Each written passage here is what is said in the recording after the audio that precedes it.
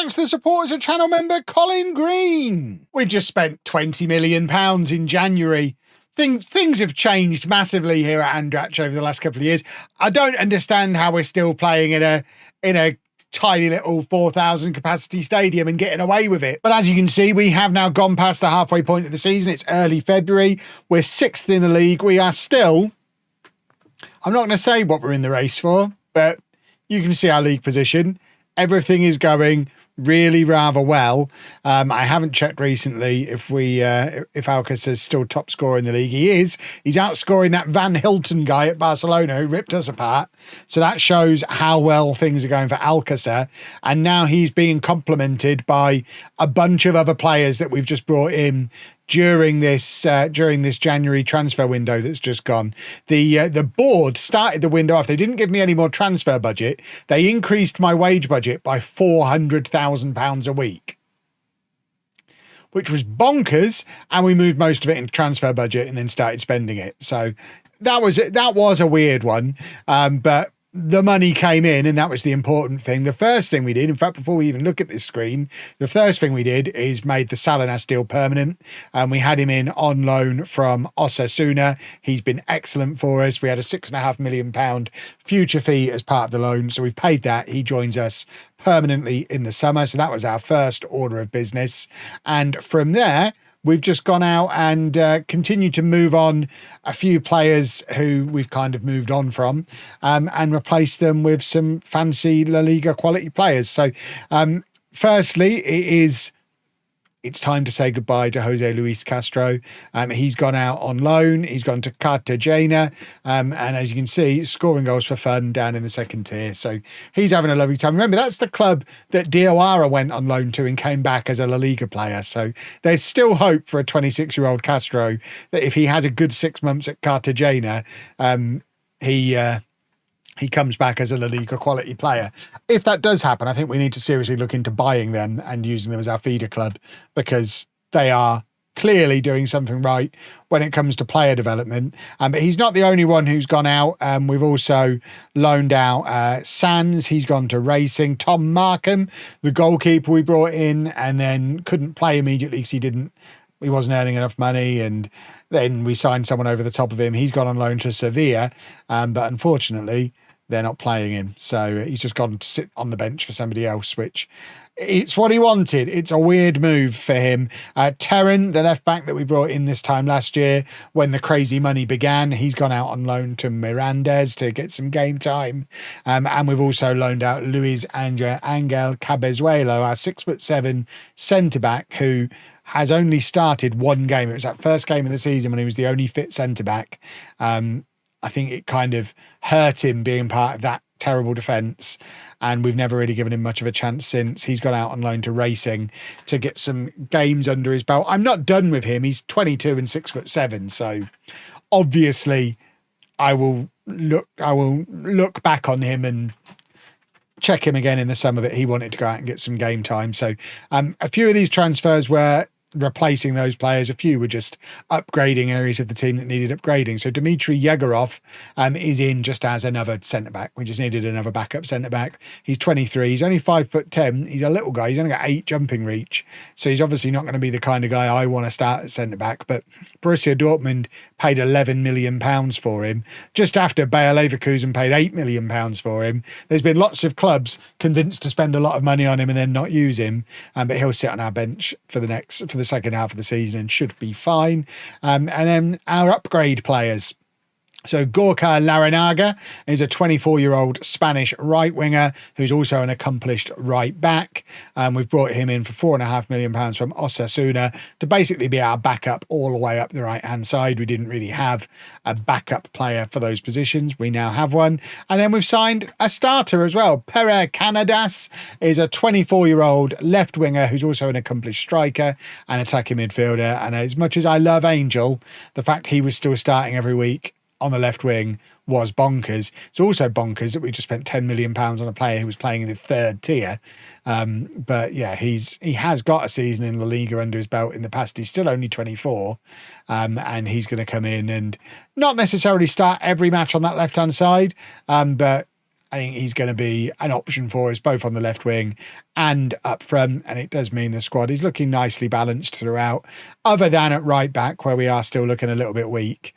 But I think that's more to do with the fact I want to play with a wing back, and our best fullback doesn't really like being a wing back. He wants to be effectively another centre back, but we're forcing him to play wing back, and it's working because we are continuing to pull off results. It wasn't the best January we could have had, but we've only lost once. We won 2 of our games, and we end the month still in 6th place. And now we're playing Alaves, who are down in the relegation zone, and hopefully we should do another win. So it's going to be Gonzalez in goal, a back four of Salinas, Lucas Rodriguez and Jimenez, Kone and Santiago in midfield, Canadas making his debut on the left-hand side, Davies and Zahir, the rest of the attacking midfield 3, and then Alcacer is up front. Let's get this team submitted. We've got a couple of, I don't know why we're giving squad numbers. These two already have squad numbers, so I don't know why they're getting new squad numbers, or I don't understand.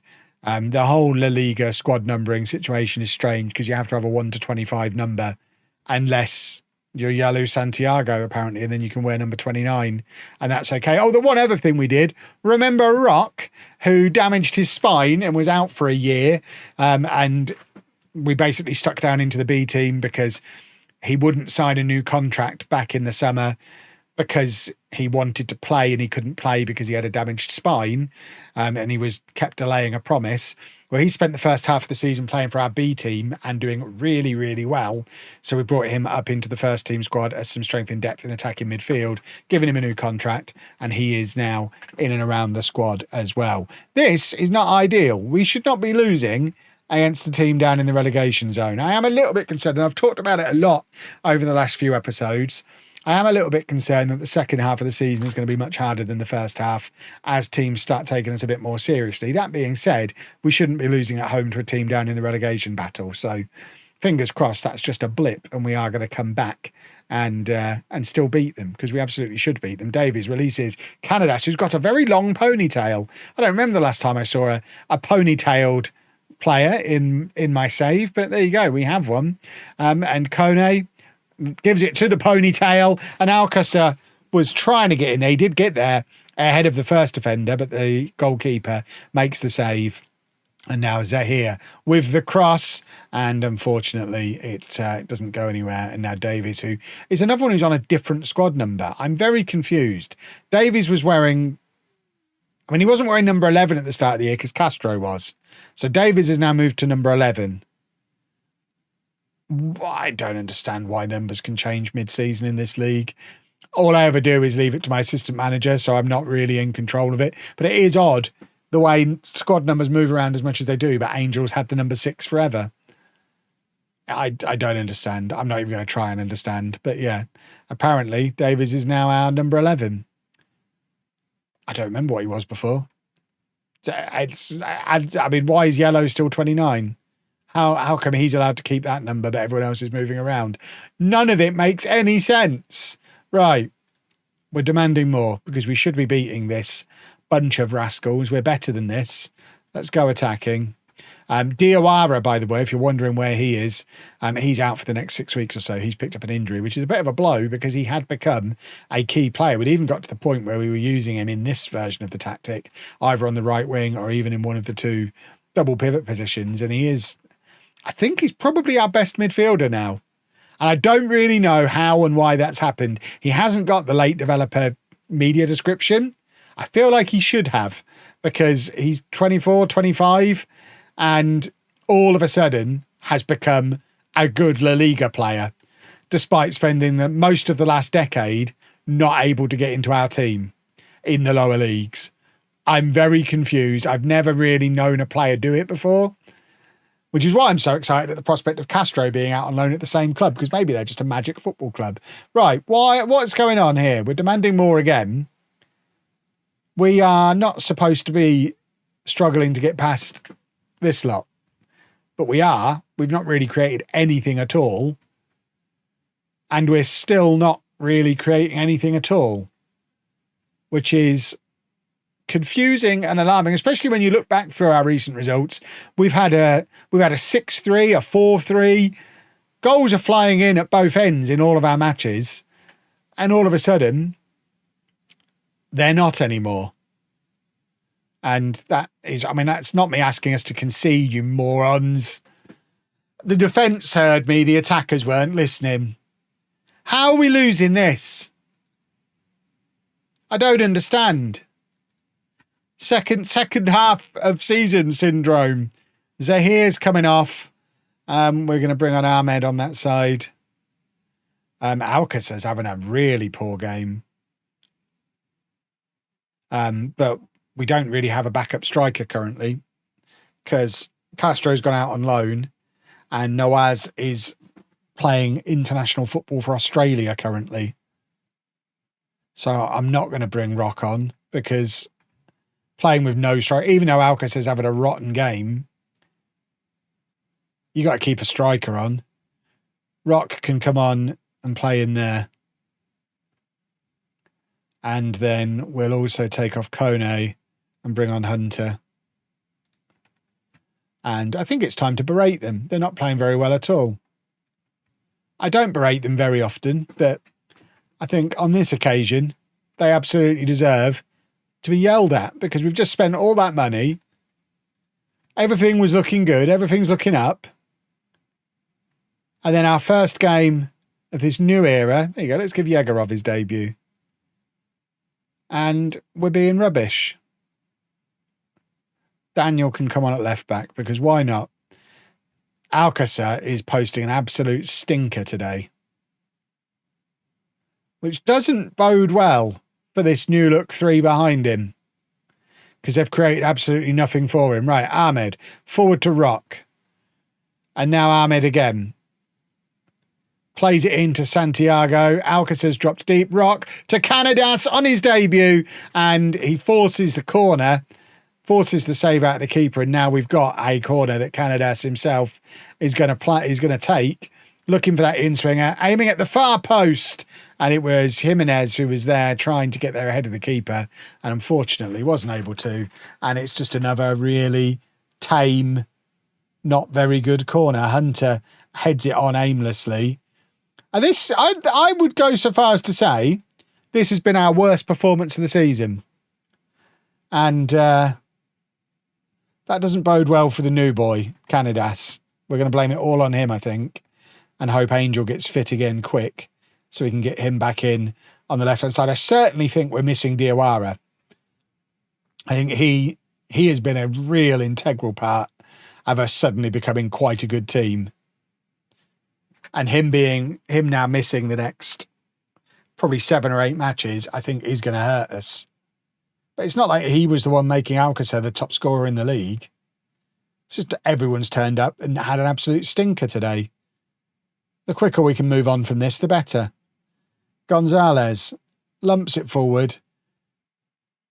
And yeah, I mean, I guess Canadas could have gone up front. We signed him to be a backup striker as well. Didn't he? That's me not being used to my new boy. I could have stuck him up front and got Alcacer off and tried someone else off the left. We've got Javier on the bench, who's probably very frustrated watching this play out. Yeah, this has been rotten. Right, come on. Get one back. At least make it look like you're trying. You've got 7 seconds. Hunter over the top to Ahmed, who plays it across to Alcacer. He's hit the crossbar. And that sums up his performance today. Not a good day at the office for La Liga's top scorer. And that probably kills any hopes we had of an outside run at the Champions League in the second half of the season, which is probably for the best, because we shouldn't be saying those words. That's the first time I've said it, because now I think hope is dead. But who are we playing next? Villarreal away. Where are they in the league? Just below us. Hopefully, we're not going to start being rubbish now, because that would sadden me. Well, after much pondering, I've decided to abandon the plan we've had all season where we switched to the 4-3-3 in our away games, because it just seems mad to drop Jack Davies, who has been one of our best players all season. He's on a 7.12 average. He's creative, scores goals. Seems mad to drop him for Brandon Hunter, who let's face it, hasn't really worked out the way we hoped, and is probably someone we'll look to move on in the summer, because using one of our 3 non-EU spots on this guy does feel like a little bit of a waste. So I think we're just about done with him. So we're going to do an unchanged team, which off the back of that performance we've just had does feel like a terrible idea. But like I say, the alternative is we drop Davies, and I don't think Davies was the problem in the previous game. Alcacer just had an absolute stinker, and if he plays really poorly again today, I'm now sat here with Canadas written down in front of me, remembering that he can go and play centre forward, and we can bring someone else on the left hand side, because there's a possibility that Alcacer, with no real competition around him now, with club legend, club record top scorer Castro moving on, and our backup striker away on international duty, he could potentially just be being a little bit complacent. He feels like he's going to play anyway, which would be really frustrating for a player that has had such a good season up until this point. But if we have to sacrifice our left wing briefly to send him the message that he's not irreplaceable, he can be substituted, he can potentially be dropped, that'll probably be quite a useful thing to be able to do. But Santiago coming forward with the ball, lays it back to Lucas, and now Kone, back to Lucas again, and now Kone. Interestingly, as always before the match, I always have a look at what Quick Pick recommends we do. Quick Pick thinks we should be playing Lucas in midfield and Santiago at centre-back, so swapping the two of them around, which feels bonkers. And I had a look. Santiago is only an accomplished centre-back. Lucas is only an accomplished defensive midfielder. So I'm not really sure what the thinking is in playing them both out of position and swapping them around. But that's what the game wanted to do. So if you see me experimenting with it at some point, it's because we've got on a run of tough matches and the game's telling me to do that, and I'm doing it just to try something different. It's now in my head as a thing we could potentially want to try at some point. Alcacer's on a 6.2 again. And I'm now wondering if we've broken this situation behind him. I'm going to make him an inside winger, because previously we had the wide forward on one side, the inside forward on the other. We've switched it to wide forward and winger, because theoretically that's their best positions. But Zahir is a left footer on that right-hand side. And I worry that what we've actually done is stopped getting crosses into the area, which is what Alcacer really feeds on, because they're both basically playing off their weak foot. So maybe if we tell Zahir to cut inside and cross with his left foot as an in-swinger, maybe we'll get a little bit more crossing start to reappear, which might benefit Alcacer, who is probably going to be off with 20 minutes to go as it stands, because I need to send that message that we were talking about before. Zahir, by the way, is getting better and better as time goes on. You saw him do some lovely tracking back there, and now playing the ball forward, looking for Alcacer. He gets it back again, and then immediately, first thought, look for Alcacer. That's what we want. We want to be looking for the big guy. We want to be getting the ball to him. And I don't think Canadas is in that mindset yet. But it's not like we could play Angel there if we wanted to. He's not fit. So we're kind of stuck with playing the new boy out there for the next few games at least. But Davis is now doing some wonderful fancy Davis things. Now he just needs to find the cross, and he does. The cross is there. Alcacer nods it down to Santiago. That was good football from Alcacer, because the angle was a little bit too tight for him to try and do the goal himself. But it was a nod down to Santiago, and on another day, that's a goal. That was lovely football from Davies. I don't know how he's now justified in only being there on a 6.4, because that was our best attack of the game. And it all came through him drifting out onto this left-hand side. And he's out here again now. Can he find the cross? He goes past his man. Crosses to Zahir. Zahir, shoot or find Alcacer or something. And this time, Santiago does just put his boot through it. And it ends up in the back of the net. A much harder one to score than the one he fluffed a minute ago. But it's good work from Davies again, coming out into this left-hand side. That's why we're playing him. And it's a good finish from Santiago. And I was glaring over at Quick Pick.